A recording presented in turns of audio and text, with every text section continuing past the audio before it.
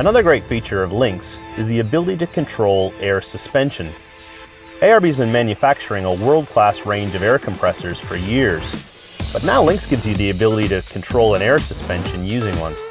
To set up your air suspension module, long press to go into settings, and choose front or rear axle, and assign whether you've got the additional hardware module to do either joined or split airbag control so you can control each side of the car independently. Then we want to set a maximum pressure for the airbag and a minimum pressure as required by some airbag models.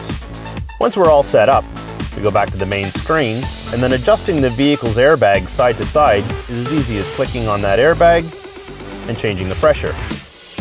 If I want to change the two of them together to raise the height of the back of the car together, I just select both. A handy feature of air suspension is the ability to give a name to the load that you've set it up for. This one's set for boat trailer, but if I want to, say, add my quad trailer to the list, I can add a new mode, go into settings, and rename it. Then every time I go into the quad trailer setting, it'll remember what we had set it to.